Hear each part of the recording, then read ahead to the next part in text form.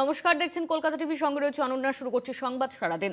বাংলাদেশি নাগরিকের ভুয়ো নথি তৈরির অভিযোগ এক ব্যক্তিকে গ্রেপ্তার করল সালানপুর থানার পুলিশ। আসানসোলের সালানপুরের বাসিন্দা ধৃত ছোটন সেন। আদালত দুদিনের পুলিশ হেফাজতের নির্দেশ দেয়। বাংলাদেশি নাগরিকের ভুয়ো নথি তৈরির অভিযোগ, ইতিমধ্যে এই অভিযোগ সামনে আসছে। এক ব্যক্তিকে গ্রেপ্তার করল সালানপুর থানার পুলিশ। আসানসোলের সালানপুরের ঘটনা। আসানসোলের সালানপুরের বাসিন্দা ধৃত ছোটন সেন। বাংলাদেশি নাগরিকের ভুয়ো নথি তৈরির অভিযোগ।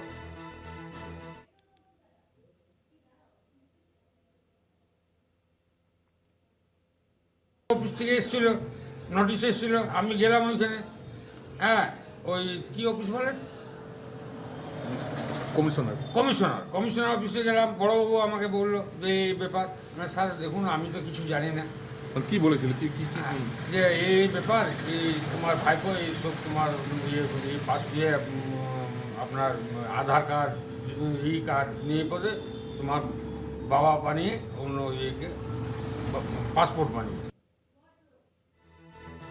বাংলাদেশি নাগরিকের ভুয়ো নথি তৈরির অভিযোগ এক ব্যক্তিকে গ্রেপ্তার করল সালানপুর থানার পুলিশ। ইতিমধ্যেই গ্রেপ্তার করা হয়েছে তাকে। আসানসোলে সালানপুরের বাসিন্দা ধৃত ছোটন সেন। আমাদের সঙ্গে ফোন লাইনে রয়েছেন আমাদের প্রতিনিধি পবিত্র, ঠিক কি অভিযোগ সামনে আসছে?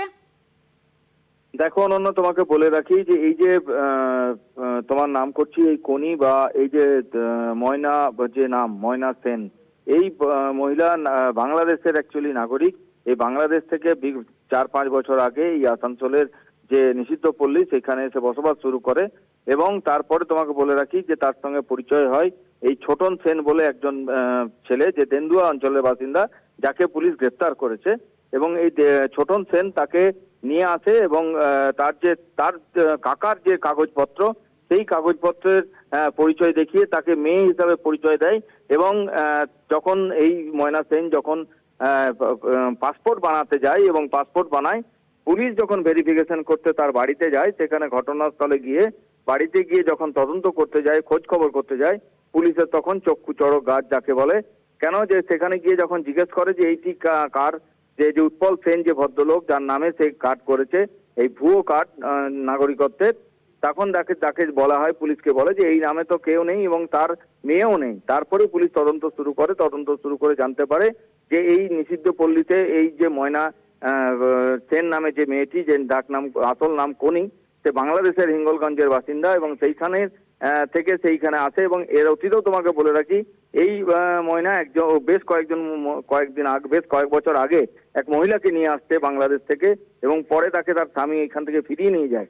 এবং এই যে একটি দল, এই এক পাচারকারী দল এইখানে, এই যে ছোটন সেন, সেই ছোটন সেন সব জায়গাতেই কাগজপত্র করে দেওয়ার করছে কিনা, কোনো বাংলাদেশিকে নিয়ে এসে আরো কোনো বৈধ কাগজ করে বা পাসপোর্ট করিয়ে বা অন্য কোনো দেশে পাঠাচ্ছে কিনা, এই সমস্ত তদন্ত করার জন্য আজকে আসানসোলে যে আদালত, সেই আদালতে পেশ করে সালানপুর থানার পুলিশ। এবং সাথে সাথে দুদিনের জন্য পুলিশি হেফাজতে নির্দেশ আবেদন করে আদালতে। এবং আদালত সব শুনানি শোনার পর দুদিনের পুলিশি হেফাজতের নির্দেশ দেয় এই ছোটন সেনকে। ধন্যবাদ তোমায়। আমাদের সঙ্গে ফোন লাইনে ছিলেন আমাদের প্রতিনিধি পবিত্র বন্দ্যোপাধ্যায়।